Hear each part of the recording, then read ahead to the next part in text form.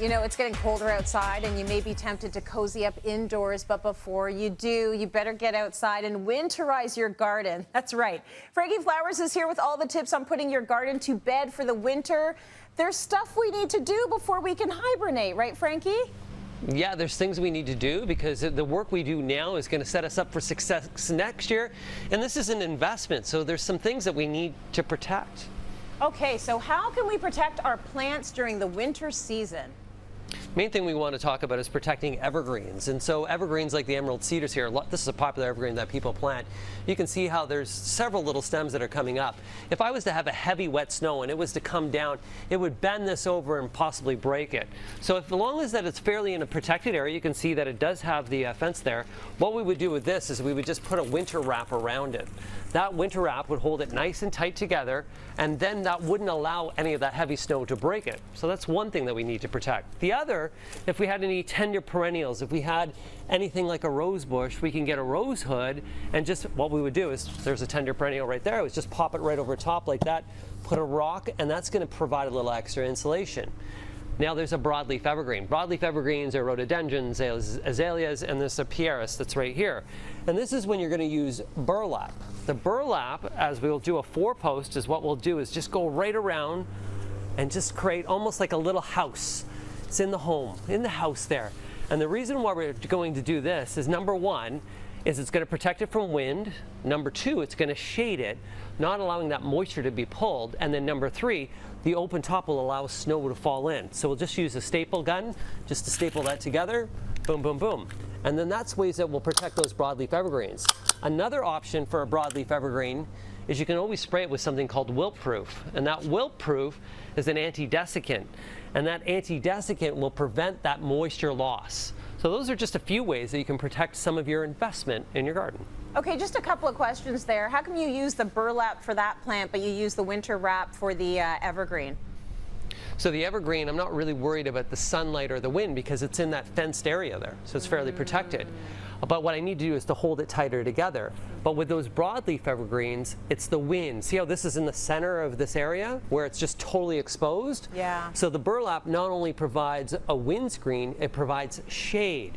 If you think about your skin in the winter, on those windy, sunny days, you know, your skin starts to crack and dry out. That's all moisture loss. Okay. Same thing happens with plants. We don't want that to happen. That was a really good analogy. No. Okay, but you do want the snow to go in. So do you need to cut the plants back before you wrap them up? So it all depends on what plants are out there. Some of them you're not going to wrap up. We're mostly going to be wrapping evergreens and tender plants. But some of the things like these hydrangeas, that's like a big snow catcher there. So if that snow was to catch this hydrangea, and we're going to do this on hydrangeas that bloom on new wood, so Annabellas, PGs, Limelights, these ones here, we do want to cut those guys back.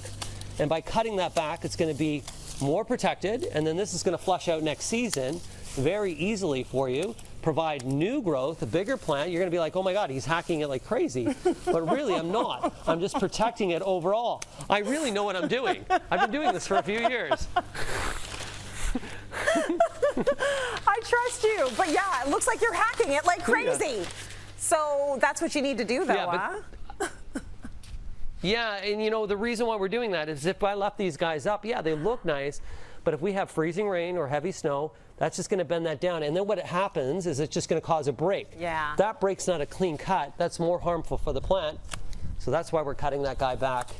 And then that way it'll be better for spring, and you're going to have better, bigger blooms next season. There's a lot of critters that are going to come into the garden. Anything to watch out for right now? Oh, there's so many different critters that can go and eat some of the stems, like rabbits or something. So sometimes you'll put a winter wrap around the stem to prevent rabbits from chewing. If you have a problem with squirrels in the garden, a pelletized chicken manure is something you can spread across. They don't like the smell of it. So chipmunks, squirrels, rabbits, all those things are something you need to be concerned about as well. Finally, is there anything we can do to improve our soil now so that we get a good garden in the spring? Yeah, so if we were to put bags of manure over this area, and it's a plan that I have to do, I'm just going to top dress. The frosts and thaws of winter will help work that in and improve the soil.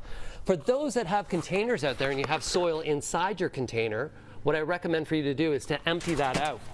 And the reason why we're going to empty that out is when soil, you see all that moisture in there, you can see there's water right in there. Look at that water coming out. boom, that water coming out. When that water freezes, it expands, and if I was to leave it in this pot, it would then expand and crack my pot. So to store these pots for winter as well, empty the soil, turn them upside down, and store them, and you'll have good pots for next year. Nothing like good pot. We all want good pot for next year. Okay, I lied. I have one more for you, though. You talked about cleaning up the garden. What else do we need to think about when it comes to our yard and cleaning up before winter? Yeah, so when these leaves finally lose some of their, when these trees lose some of their leaves, we do have to clean up that from the lawn. We don't want those leaves matted on the lawn. We can then put them on the garden itself, but a clean garden is one that's going to be pretty good overall. Some of those leaves, though, can be then worked back into the soil. So when the leaves fall, get them off the lawn, and you'll have a green lawn. You're going to have better blooms. You'll have more successful soil, and everything will work out for you. Oh, so good. And I love that we're in October and you're in a t-shirt. Like, it's so beautiful out there. It's so nice and mild. I had to do it. I had to do it. Even though we're talking winter, we still want to savor summer. Yeah, enjoy it, everyone. Frankie, that was so good. Thank you. You can find all of his tips and more on our website, cityline.tv.